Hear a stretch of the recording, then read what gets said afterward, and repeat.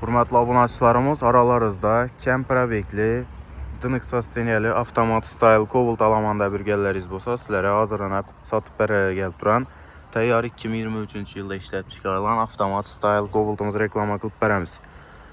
Maşin dostlar zavod halətində 14.000 kilometr yürütdür. Çisti 2023. Şipkələr taza. Salon akuratni. Dostlar. Pioneer maytafolla qoyulan özün radno çixollarında poliklə taşılan 14.000 halal probeki.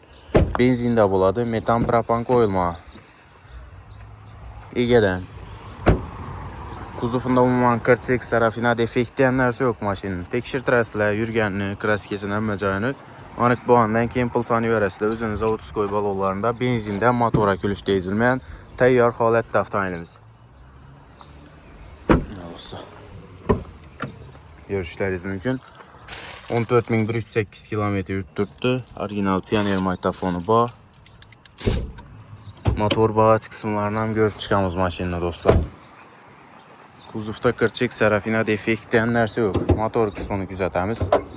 Görüşləriniz mümkün. Motora külüşdə ezilməyən ABS kondisiyoneri bu. Zavod halətində durdu 50 keyinlər. Zavoddan içi halətdə gələn bu da şunun durdu maşinimiz. Narxı 128 milyon som aytıladı. Gəliş bərlədi üstündə dostlar. Kredit, barter həm də nağd pul əsasında gəlib savda qılsanız da boladı. Bağaç kısmından görüşləriniz mümkün. Benzində metan propan qoyulmadan zapaskələ yerə düşməyən Dankrat balon gülcəm münərsəsi onun da zavod skoy germetiklərində 50 keyinlər. Kredit alamanda isə izəldirinə 23 milyon bilən çıxadı. Notariuskaya gərov xaracatlar zaddelini aylık dolağı 5 ilə 3 milyon 200 min somdan düşəd. Barter maşınlarınız olsa əməkki seyizə boladı. Hesabla balamız üstünü pulunu gəlişdirib çirayələtib savda qılıb bərəmiz.